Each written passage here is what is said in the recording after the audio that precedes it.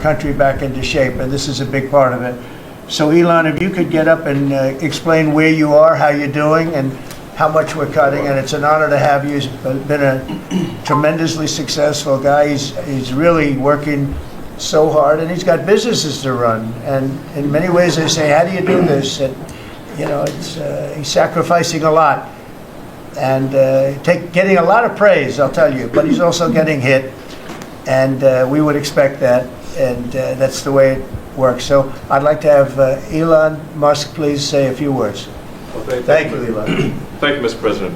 I actually just call myself a humble tech support here because this is actually, as crazy as it sounds, that is almost a literal description of the work that the Doge team is doing, is helping fix the government computer systems. Many of these systems are extremely old. They don't communicate. There are a lot of mistakes in the systems. The software doesn't work. So we are actually tech support. It's ironic, but it's true. The overall goal here with the Doge team is to help address the enormous deficit. We simply cannot sustain as a country $2 trillion deficits. The interest rates, just the interest on the national debt now exceeds the Defense Department spending. We spend a lot on the Defense Department, but we're spending like over $1 trillion on interest. If this continues, the country will become de facto bankrupt. It's not an optional thing, it is an essential thing. That's the reason I'm here. And taking a lot of flack, and getting a lot of death threats, by the way. I mean, I'd like to stack them up, you know. But if we don't do this, America will go bankrupt. That's why it has to be done. And I'm confident at this point, knock on wood, you know, knock on my wooden head, there's got a lot of wood up there, that we can actually find $1 trillion in savings. That would be roughly 15% of the $7 trillion budget. And obviously that can only be done with the support of everyone in this room. And I'd like to thank everyone for your support. Thank you very much. This can only be done with your support. So it's really, Doge is a support function for the President and for the agencies and departments to help achieve those savings and to effectively find 15% in reduction in fraud and waste. And we bring the receipts. So people say, like, well, is this real? Just go to doge.gov. We line item by line item, we specify each item. So, and I should say, we will make mistakes. We won't be perfect, but when we make a mistake, we'll fix it very quickly. So, for example, with USAID, one of the things we accidentally canceled very briefly was Ebola, Ebola prevention. I think we all want Ebola prevention. So we restored the Ebola prevention immediately, and there was no interruption.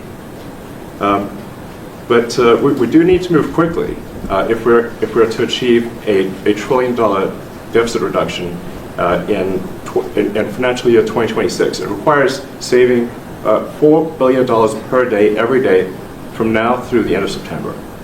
But we can do it, and we will do it. Thank you.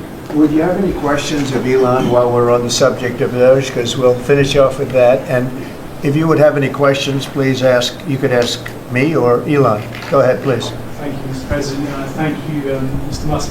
I just wanted to ask you, the President Trump put out a Truth Social today saying that everybody in the cabinet was happy with you. I just wondered if you had heard otherwise, and if you had heard anything about members of the cabinet who weren't happy with the way things were going, and if so, what are you doing to address those any dissatisfaction? And let the cabinet speak just for a second. Yeah, exactly. Is anybody unhappy with Elon? If you are, well, throw them out of here. Is anybody unhappy?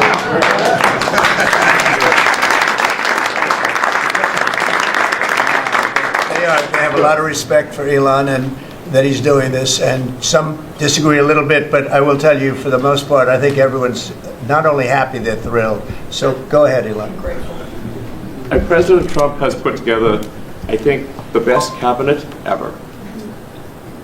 Literally. So, and I do not give false praise. This is an incredible group of people. I don't think that such a talented team has actually ever been assembled. I think it's literally the best cabinet that the country has ever had.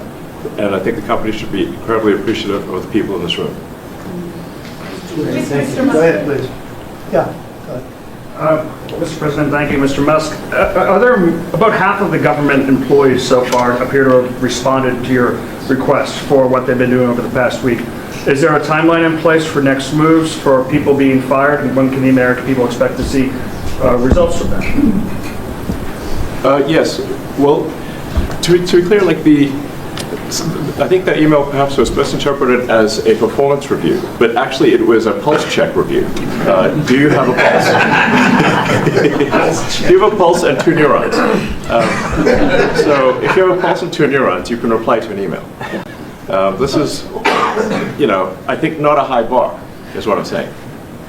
This is should be anyone could accomplish this. But what we are trying to get to the bottom of is we think there are a number of people on the government payroll who are dead, which is probably why they can't respond, and some people who are not real people, like they're literally fictional individuals that are collecting paychecks. Well, somebody's collecting paychecks on a fictional individual, so we're just literally trying to figure out, are these people real?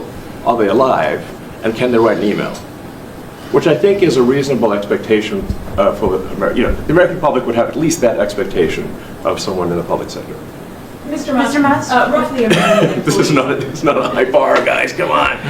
Roughly 1 million employees have responded so far to this email. Does that mean that the remaining 1 million or so federal employees now risk being terminated? And is it your understanding and expectation when you post a directive on X that the cabinet secretaries will follow that order? Because several agencies have instructed employees that this is voluntary or not to respond. Yeah. Well, I mean,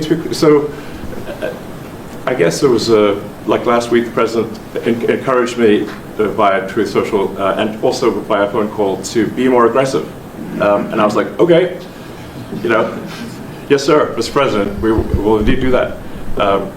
The president is the commander-in-chief. I do what the president asks. And I said, can we send out an email to everyone just saying, what did you get done last week? And the president said yes, so it did that. We got a partial response. We're going to send another email. But our goal is not to be capricious or unfair. We want to give people every opportunity to send an email. And the email could simply be, what I'm working on is too sensitive or classified to describe. Like literally just, that would be sufficient. I think this is just common sense. And what is your target number for how many workers, employees you're looking to cut total?